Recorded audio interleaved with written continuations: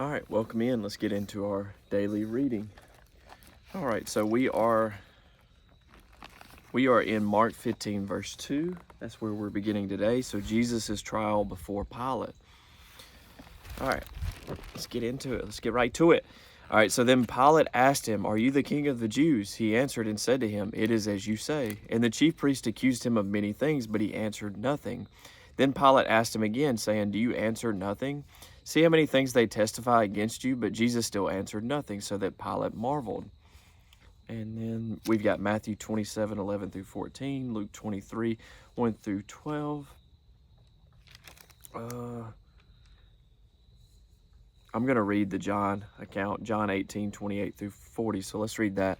Then they led Jesus from Caiaphas to the praetorium, and it was early morning, but they themselves did not go into the praetorium, lest they should be defiled, but that they might eat the Passover. Pilate then went out to them and said, What accusation do you bring against this man?" They answered and said to him, "If he were not an evildoer, we would not have delivered him up to you." Then Pilate said to them, "You take him and judge him according to your law." Therefore the Jews said to him, "It is not lawful for us to put anyone to death, that the saying of Jesus might be fulfilled, which he spoke, signifying by what death he would die." Then Pilate entered the praetorium again, called Jesus, and said to him, "Are you the king of the Jews?" Jesus answered him, "Are you speaking for yourself about this, or did others tell you this concerning me?" Pilate answered, "Am I a Jew? Your own nation and the chief priests have delivered you to me. What have you done? What have you done?" Jesus answered, "My kingdom is not of this world. If my kingdom were of this world, my servants would fight, so that I should not be delivered to the Jews. But now my kingdom is not from here." Pilate therefore said to him, "Are you a king then?" Jesus answered, You say rightly that I am a king. For this cause I was born, and for this cause I have come into the world, that I should bear witness to the truth. Everyone who is of the truth hears my voice." Pilate said to him, "What is truth?" And when he had said this, he went out again to the Jews and said to them, I find no fault in this man, or I find no fault in him at all. But you have a custom that I should release someone to you at the Passover. Do you therefore want me to release to you the king of the Jews?" Then they all cried again, saying, "Not this man, but Barabbas." Now Barabbas was a robber. 1 second. Okay. All right, so Mark 15, verse 6. So picking back up in Mark 15. Now at the feast, he was accustomed to releasing one prisoner to them, whomever they requested, and there was one named Barabbas who was chained with his fellow rebels. They had committed murder in the rebellion. Then the multitude, crying aloud, began to ask him to do just as he had always done for them. But Pilate answered them, saying, "Do you want me to release to you the king of the Jews?" For he knew that the chief priest had handed him over because of envy. But the chief priest stirred up the crowd, so that he should rather release Barabbas to them.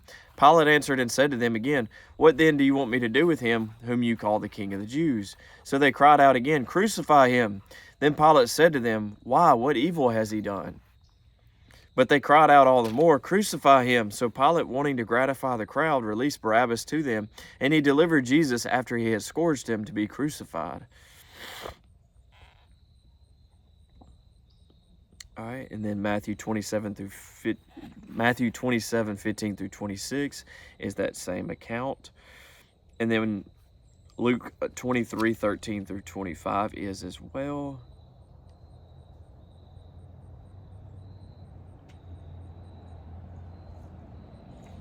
You have brought this man to me as one who misleads the people.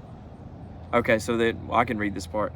Then Pilate called together, Then Pilate, when he had called together the chief priests, the rulers, and the people, said to them, "You have brought this man to me as one who misleads the people. And indeed, having examined him in your presence, I have found no fault in this man concerning those things of which you accuse him. No, neither did Herod, for I sent you back to him. And indeed, nothing deserving of death has been done by him. I will therefore chastise him and release him, for it was necessary for him to release one of them at the feast." And they all cried out at once, saying, "Away with this man, and release to us Barabbas, who had been thrown into prison for a certain rebellion made in the city, and for murder."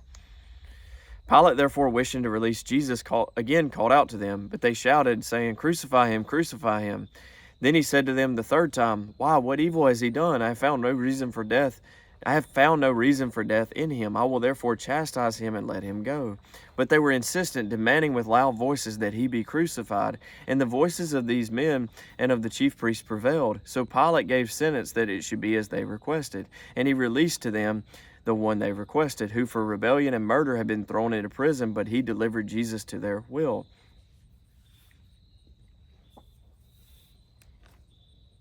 Yeah, I guess I can read. I'm going to read John 19 because it's a good bit more detail and stuff. Yeah, okay. It's something else, something we haven't read.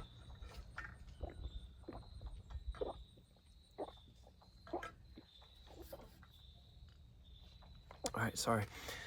So then Pilate took Jesus and scourged him, and the soldiers twisted a crown of thorns and put it on his head, and they put on him a purple robe.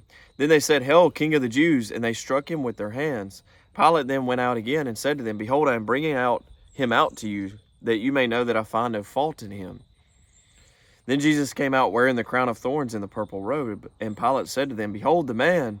Therefore when the chief priests and officers saw him, they cried out, saying, "Crucify him, crucify him." Pilate said to them, "You take him and crucify him, for I find no fault in him." The Jews answered him, "We have a law, and according to our law he ought to die, because he made himself the Son of God." Therefore when Pilate heard that saying, he was the more afraid, and went again into the praetorium and said to Jesus, "Where are you from?" But Jesus gave him no answer. Then Pilate said to him, "Are you not speaking to me? Do you not know that I have power to crucify you and power to release you?"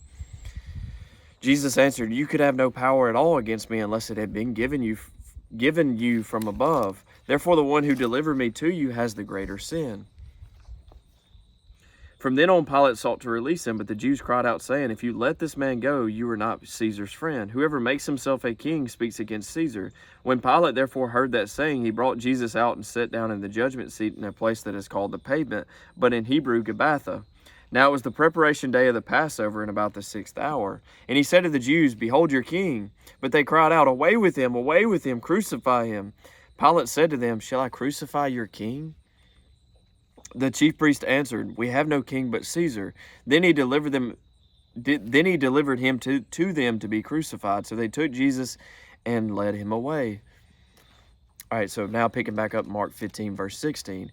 Then the soldiers led him away into the hall called Praetorium, and they called together the whole garrison, and they clothed him with purple, and they twisted a crown of thorns, put it on his head, and began to salute him, "Hail, King of the Jews!"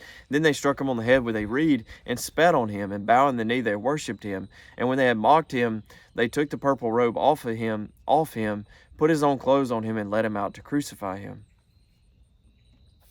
All right. Oh, and then Luke 22, 63 through 65.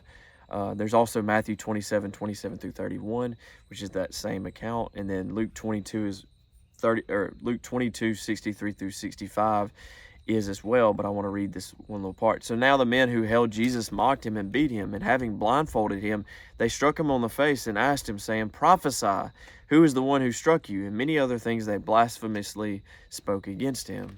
And then that gets us to November 4th, which will be the crucifixion. That'll be in tomorrow's reading. So that concludes today's reading. But yeah,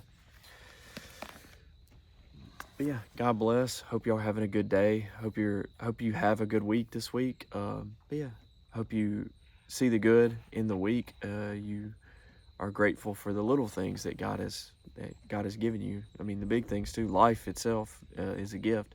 But yeah, have a heart of gratitude today and this week, especially coming towards Thanksgiving season, which we should be always thankful. Every day should be Thanksgiving, giving thanks to God. But yeah, God bless. Hope y'all have a great week, and go in peace. Love y'all.